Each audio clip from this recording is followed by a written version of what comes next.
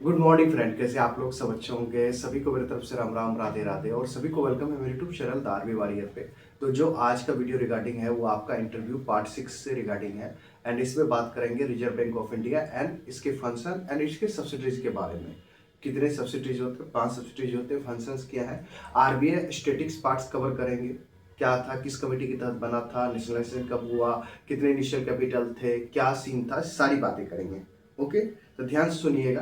तो सबसे पहली बात करते हैं कि हिस्ट्री ऑफ आरबीआई के बारे में जानते हैं। पहली बात, कमेटी किस कमेटी के तहत आरबीआई को बनाया गया था, means reserve bank of India को। आप लोग लिखिएगा, ठीक है।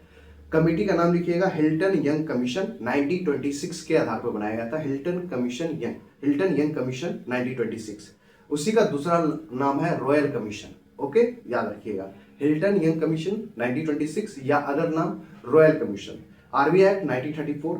Establishment means establishment 1 April 1935 and nationalisation इनका हुआ था आपको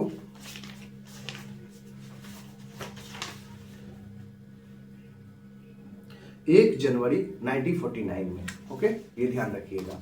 establishment 1 April 1935 and nationalisation 1 January 1949। Okay, ये याद रखिएगा। इनिशियल कैपिटल कितना था? 5 करोड़ था। हेडक्वार्टर चेंज कब हुआ था? अभी मुंबई है। 1937 से पहले क्या था? इनका हेडक्वार्टर था कलकत्ता। कलकत्ता में 1937 के बाद इनको चेंज किया गया। आपसे मेंस में भी क्वेश्चन पूछ सकता है कि इनका हेडक्वार्टर 1930 कब चेंज हुआ था, कौन सी ईयर में चेंज हुआ था? 1937 आपको आंसर बोलना है, ठीक है। और आरबीआई कहां कहां वर्क किया था, ठीक है। पहले RBI also acted as Burma central bank in until April 1947, मतलब 1940 अप्रैल 1947 से पहले बर्मा में भी एज ए सेंट्रल बैंक काम किया, बर्मा में, ठीक है, आरबीआई। उसके बाद RBI also serve as the central bank for Pakistan until June 1948 तक, ठीक है। ये आपको याद रखना है कि कहां कब तक किया था पाकिस्तान में भी सेंट्रल बैंक आरबीआई का। आरबीआई वहां था, काम भी कर रहा था जून 1948 तक, ठीक है। ये हो गया। अब बैंकिंग रेगुलेशन 1949 सेक्शन 35 ये है, ठीक है। इसके अंतर्गत आता है जहां पे बैंकिंग के लिए बनाया गया था। ओके, अब आइए और कुछ study factor. RBI first governor कौन थे? फर्स्ट गवर्नर आरबीआई का, नॉट इंडियन, ध्यान दीजिएगा इस शब्द पे। आरबीआई का फर्स्ट गवर्नर कौन थे? Sir Osborne Smith 1935 to 1937। आप सोचो, 1 अप्रैल 1935 को स्टैब्लिश हुआ, इसीलिए वहां पे लिखा हुआ है पहला गवर्नर जो बना था आरबीआई का वो था sir Osborne Smith 1935 to 1937, means 2 साल के लिए। आरबीआई सेकंड गवर्नर कौन बने थे? जेम्स टेलर 1937 टू 1943, याद रखिएगा। आरबीआई का थर्ड गवर्नर और भारत का इंडियन फर्स्ट गवर्नर, आरबीआई का थर्ड गवर्नर एंड इंडिया का फर्स्ट गवर्नर थे सीडी देशमुख जी थे, जो बने थे 1943 टू 1949। याद रखना, आरबीआई का थर्ड गवर्नर बराबर इंडिया फर्स्ट गवर्नर बने थे सीडी देशमुख जी। कब से कब तक? 1943 से लेकर 1949। आपको इस तरह से भी जवाब देना है। ओके, अब आइए आगे और बात करते हैं। और आरबीआई में बोर्ड मेंबर कितने होते हैं? फंक्शंस बताएंगे, पहले बोर्ड मेंबर जान लीजिए।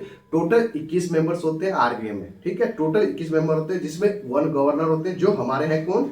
शक्तिकांत दास जी हैं, जो 25th गवर्नर ऑफ आरबीआई हैं।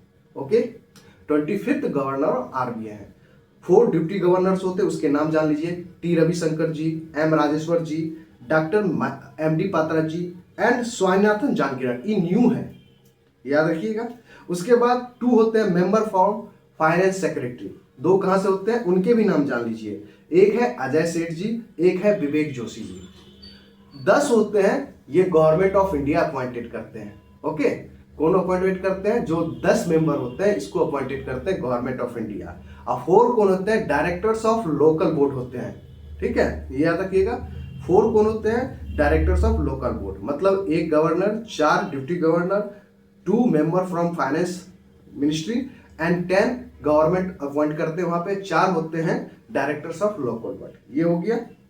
अब आइए फंक्शन क्या है इसके। अब फंक्शंस के बारे में भी आपको बता देता हूं, क्योंकि आरबीआई के फंक्शन तो पूछेगा ना आपसे, फिर आप दिक्कत हो जाओगे, फंस जाओगे। तो फंक्शंस में है, ढेर सारा फंक्शन है, आप सुनो तो सही, इसको लिखना है आपको।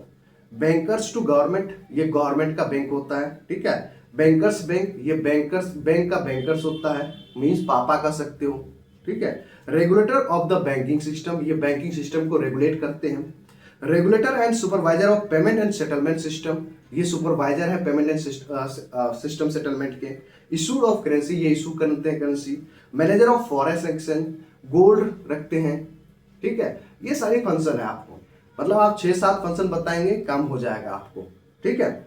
ये हो गया। अब आइए हम सब्सिडरी के बारे में बात करेंगे। इसके 5 सब्सिडरी हैं, जिसमें पहले आता है DICGC।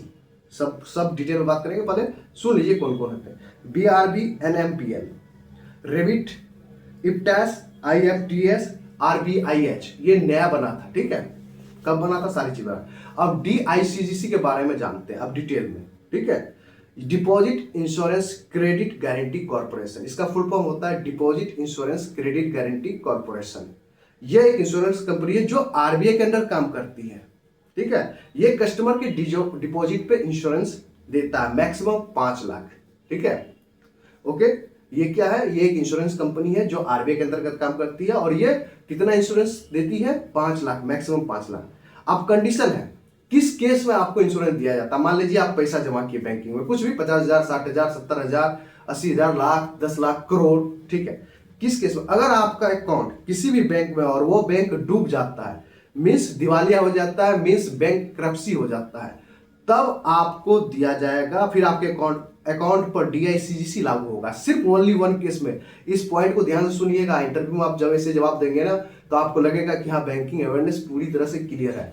जब आप किसी बैंक अकाउंट में, आपका अकाउंट है और वो उसमें आपने पैसा जमा कर रखा है और वो बैंक डूब जाता है, मीन्स दिवालिया हो जाता है, इंग्लिश के लिए बैंकरप्सी हो जाता है, तो वो तब आपके अकाउंट पे DICGC लागू होगा। अब केस सुनिए, क्या 5 लाख है तो क्या जो 2 लाख जमा किया उस पर भी 5 लाख मिलेगा? नहीं भाई, ऐसे सुनिए, अगर आपके अकाउंट में 50,000 रुपया था तो इंश्योरेंस 50,000 मिलेगा, ना कि 5 लाख। आपके अकाउंट में अगर 50,000 जमा था, अगर आपकी बैंक दिवालिया होती है तो आपको 50,000 ही इंश्योरेंस मिलेगा, ना कि 5 लाख। ओके, अगर 1 लाख है तो 1 लाख मिलेगा, अगर 2 लाख है तो 2 लाख मिलेगा, अगर 10 लाख है तो मैक्सिमम कितना मिलेगा, 5 लाख मिलेगा मेरे भाई, ये याद रखना। अगर आपके अकाउंट में 10 लाख है तो उस पे 5 ही लाख मिलेगा इंश्योरेंस, ठीक है, ये ध्यान रखिएगा। Okay, doubt. अब देखो डाउट क्या होगा, हमने तो एक कंडीशन बता दी है कि सिर्फ ओनली 1 कंडीशन पे लगेगा। अगर हमारे बैंक में चोरी हो जाता है या आग लग जाता है तो DICGC लागू नहीं होता है। यह पैसा जनरल इंश्योरेंस के थ्रू कवर होता है भाई, जो दूसरा इंश्योरेंस है मार्केट में, LIC, ये सब, ये इनके थ्रू से कवर होता है मेरे भाई। अगर आपके बैंक में चोरी हो गया, आग लग गया, तो आपका पैसा का इंश्योरेंस DICGC के थ्रू नहीं होगा, उसके जनरल इंश्योरेंस के थ्रू कवर होगा। सिर्फ एक कंडीशन पे होगा, जब आपकी बैंक दिवालिया हो जाए, डूब जाए या बैंकरप्सी हो जाए, तब आपके अकाउंट पे जितने भी पैसे हैं उस पे इंश्योरेंस मिलेगा, वो भी DICGC के थ्रू, जो RBI के अंडर काम करती है। अब आइए इनके DICGC एक्ट जो फैक्ट है उसके बारे में बात करते हैं, स्टडी फैक्ट्स करें। DICGC एक्ट कब आया था? 1961 में। ये याद रखिएगा, मेंस में इस तरह के क्वेश्चन पूछे जाते हैं मेरे दोस्त, ठीक है। इस्टेब्लिशमेंट कब हुआ था? 1978 में। DICC कब इस्टेब्लिश हुआ था? 1978 में, ठीक है। हेडक्वार्टर कहाँ है? मुंबई में DICC का। Head by deputy governor of RBI। Okay, authorized capital कितना है अभी? 50 करोड़ है। पहले स्टार्टिंग कितना था? 5 करोड़ था, बट अभी 50 करोड़ है।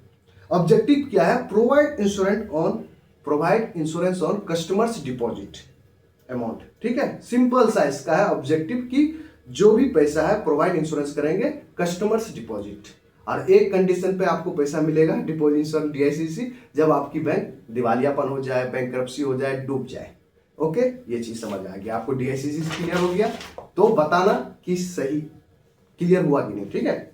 अब आइए BRB NMPL के बारे में बात करते हैं। भारतीय रिजर्व बैंक नोट मुद्रण प्राइवेट लिमिटेड, BRB NMPL, भारतीय रिजर्व बैंक नोट मुद्रण प्राइवेट लिमिटेड, यही इसी को बोलते हैं करेंसी प्रिंटिंग मशीन, ठीक है। 4 प्लेसेस पे है, नासिक है, देवास जो MP में है, सालगोनी वेस्ट बंगाल में है, मैसूर कर्नाटका। अब इसमें से 2 गवर्नमेंट ऑफ इंडिया के पास है, 2 RBI के पास है, तो हम RBI वाले पढ़ेंगे। जिनमें दो आरबीआई के अंतर्गत है। कहाँ पे? सालबोनी जो वेस्ट बंगाल में है और मैसूर जो बेंगलुरु वाला है, ये दोनों है। ओके, ठीक है, इतना बस याद रखना है आपको, और कुछ नहीं पढ़ना है, बस इस्टेब्लिशमेंट पढ़ लेना है। बीआरबीएनपीएल का कब हुआ था? 1995 में। हेडक्वार्टर कहाँ है इसके? बेंगलुरु में है। टाइप क्या है? प्राइवेट लिमिटेड कंपनी है। चेयरमैन कौन है? डिप्टी गवर्नर और आरबीआई होता है, बस खत्म बात। ओके, बीआरबी एनएमपीएल में 4 होते हैं, इसको आप कह सकते हो करेंसी प्रिंटिंग बोलते हैं। 4 जगह है, जिसमें से Nashik, Dewas, Nashik, Dewas, Salboni, Mysore. Nashik Dewas government of India के में रहता है, सालबोनी और मैसूर वाला जो है आरबीआई के पास रहता है। ओके, ठीक है। अब आइए बात करते हैं रिबीट, REBIT, reserve bank of information technology private limited. Founded कब इस्टेब्लिशमेंट होता है? 2016 में। चेयरमैन कौन है इसके? सचिन चतुर्वेदी जी हैं। सीईओ कौन है? मिस्टर एटलाह ओमर बशीर जी हैं। और हेडक्वार्टर कहाँ है? मुंबई में है। ओके, अब इसका काम क्या है? आप देखो, सुनना, काम इसका ऑब्जेक्टिव क्या है? रिबीट बनाने का पीछे ऑब्जेक्टिव क्या था? To take care of IT requirement including the cyber security needs of the banks and its regulated entity. मतलब साइबर सिक्योरिटी के लिए बनाया गया था रिबीट को, कि साइबर अटैक ना हो, उसको रेगुलेटेड किया जाए, मतलब बैंक्स में जितने भी साइबर चीजें होती है उसको कंट्रोल किया जाए। ओके, साइबर फ्रॉड वगैरह ना हो, ठीक है, इसलिए रिबीट को बनाया गया था। तो ये तीसरा हो गया। अब आइए चौथे के बारे में बात करते हैं। IFTAS, IFTAS, Indian financial technology and allied service. IFTAS का फुल फॉर्म क्या है? Indian financial technology and allied service.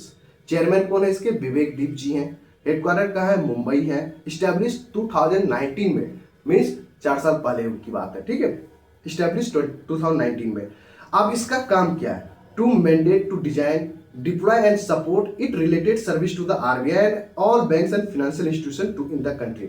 मतलब इसका काम है कि बैंकिंग में जो डिजाइन है, डिप्लॉय है, सपोर्ट है, मतलब related service to the RBI and all banks and financial institution in the country. मतलब इसका काम है कि नया नया चीज जो टेक्नोलॉजी है, या आप कह सकते हो कि डिजाइन है, किस तरह से काम होना चाहिए, उसका काम है इप्टास का। ओके, अब आया है latest RBIH, reserve bank of India innovation hub. इसके बारे में आप खूब न्यूज सुनते होंगे, आप करंट अफेयर में। इप्टास के बारे में बहुत कम सुनते होंगे, बट इसके बारे में सुनते होंगे बहुत। Reserve bank of India innovation hub, section 8 of under the companies act 2013 में ये लिस्टेड है, ठीक है। RBIH कहाँ लिस्टेड है? Section 8 of the under the companies act 2013 में ये लिस्टेड है। इनिशियल कैपिटल कितना इसका? 100 करोड़ है, ठीक है। हेडक्वार्टर कहाँ है? बेंगलुरु है। सीईओ कौन है? राजेश बंसल जी है। सीईओ कौन है इसके? राजेश बंसल जी है। अब इसका काम क्या है? पेमेंट हो गया, डिजिटल हो गया, पेमेंट एंड डिजिटल सेक्टर में इंप्रूवमेंट करना। जैसे आप अभी जैसे कि एनपीएससी वगैरह काम कर रहा है, तो ये इससे कोलैबोरेट करके ना इसके डिजिटल मतलब इसके इंफ्रास्ट्रक्चर को ना ये डेवलप करेंगे कि किस तरह से काम होना चाहिए। तो RBIH का काम यही होता है। अभी सुने होंगे कि RBIH और भाषिनी ने मिलकर काम किया। अब भाषिनी क्या है? ये एक लैंग्वेज पोर्टल है, उसने वहां पे आप इससे किया है, किसी के लिए क्या होगा? RBIH और भाषिनी मिलकर क्या करेगा? वहां पे लैंग्वेज को वहां पे वो पुट करेगा कि ये 22 लैंग्वेज में अवेलेबल है, 10 लैंग्वेज में अवेलेबल है। तो यहां से वो एक तरह से चैट बोर्ड की तरह काम करता है, ठीक है। तो ये हो गए आपके आरबीआई के बारे में। आरबीआई का static facts, first governor, second governor, third governor हमारे इंडियन थे। थर्ड गवर्नर बराबर आप फर्स्ट इंडियन गवर्नर जो सीडी देशमुख जी थे, जो 1943 से लेकर 1949 तक थे, ठीक है। ये याद हो गया। आरबीआई के क्या इनिशियल कैपिटल क्या थे, नेशनलाइज क्या हुआ, एस्टेब्लिशमेंट कब हुआ, इसके सब्सिडरीज क्या है एंड फंक्शन क्या है, कितने मेंबर्स होते हैं, 21 मेंबर्स होते हैं, ठीक है। फिर मैंने डीआईसीजीसी के बारे में पूछा। आपसे क्वेश्चन देखो मैक्सिमम आरबीआई के फंक्शन पे पूछेगा, ठीक है। उसके बाद जो फंक्शंस होंगे उसके बाद सब्सिडीज में आएंगे। सब्सिडी आपको 5 बताना है, कहीं कहीं आपको 4 भी दिखेगा बट आपको 5 बताना है, ठीक है मेरे भाई। और उसके अलावा क्वेश्चंस आपके डीआईसीजीसी पे पूछेगा, ठीक है। उसके बाद आप देखो, अब ये चीज है, अब लोकर फैसिलिटी भी आता है, ठीक है, कि आप जैसे लोकर फैसिलिटी लेते हैं बैंक में, तो वो बैंक वाला सीन हो गया। जैसे डीएससीसी होता है कि चोरी करने पे या आग लगने पे आपको नहीं मिलता, वो जनरल इंश्योरेंस कवर होता है। बट अभी रिसेंटली कुछ दिन पहले वो चेंज हो चुका है। तो लोकर फैसिलिटी में क्या होता है कि आप पैसा जमा करते हैं तो आप उस पर भी कवर मिलता है, बट वो भी आपको जनरल इंश्योरेंस से कवर मिलता है, ये डीआईसीसी के थ्रू नहीं मिलता है मेरे दोस्त, ठीक है। तो ये ध्यान रखना। ओके, अगर वीडियो आपको पसंद आए, अगर आपको लगता है ऐसे ही कंटेंट्स वगैरह चाहिए इंटरव्यू के लिए, तो मैं लाते रहूंगा। बस आप लोग व्यूज देते रहो, लाइक करते रहो, कमेंट करते रहो और बताओ कैसा लगा, ठीक है। कहां पे आपको अच्छा लगा, कैसा लगा डीआईसीसी के बारे में, फंक्शंस के बारे में, ठीक है।